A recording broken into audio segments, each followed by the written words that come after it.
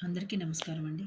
ఈరోజు నేను చేయబోతున్న వీడియో ఏంటంటే, బాబాగారి సచ్చరిత్ర పుస్తకంలో నుంచి 23వ అధ్యాయంలో ఆహ్, గురుభక్తిని పరీక్షించుట అనే టాపిక్ గురించి ఈరోజు చెప్పుకుందాం. అదేంటంటే ఆహ్, నిన్న నేను చేసిన వీడియోలో కలరా వ్యాధి వచ్చినప్పుడు ఆ ఊరి పంచాయతీ పెద్దలు 2 రకాల నియమాలని పెడతారు. వాటిని ఒక నియమాన్ని ఉల్లంఘిస్తారు. కట్టెల మోపులు అమ్మే వాళ్ళని ఊర్లోకి రానివ్వకూడదని.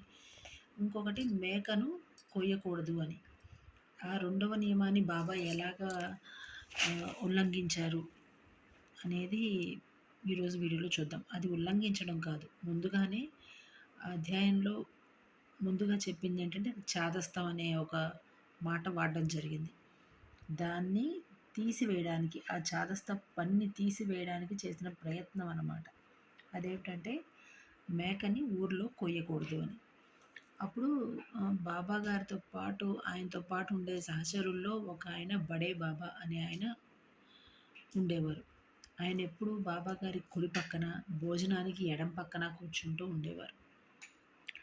అయితే అతను ఏదైనా బయటికి వెళ్ళినప్పుడు అతనికి ఒక రూ. 50 చొప్పున రోజు మొత్తంలో వచ్చి రూ. 50 చొప్పున బాబాగారు దక్షిణగా స్వీకరించిన దాన్ని అలా అందరికీ పంచడం అలవాటు కదా, ఆ విధంగానే పంచుతారు. అతనికి రూ. 50 చొప్పున పంచుతూ ఉంటారనమాట. అయితే ఒకరోజు అతని వంతు వస్తుంది. ఏమనంటే బాబాగారు ఒక కత్తి తెప్పిస్తారు. కత్తిని తీసుకురమ్మని శ్యామకు చెప్తారు. అయితే అతను వెళ్ళి తీసుకొస్తాడు. తీసుకొచ్చినప్పుడు దేనికి ఈ కత్తిని తీసుకొచ్చారు బాబా అంటే, అదే సమయానికి బాబా గారి దగ్గరికి ఒక ముసలి మేక వస్తుంది.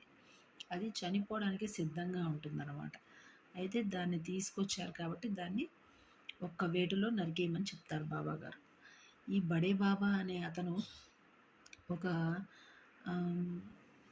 ఒక ముస్లిం అన్నమాట. అది కాక అతను వాళ్ళ వాళ్ళ పండగలకు కావచ్చు తరచుగా ఈ మాంసాహారం తినడం అలవాటుగా ఉంటుంది కాబట్టి అలాంటి వ్యక్తిని మాంసాహారం దాన్ని కొయ్యమన్నప్పుడు అతను సంకోచిస్తాడు.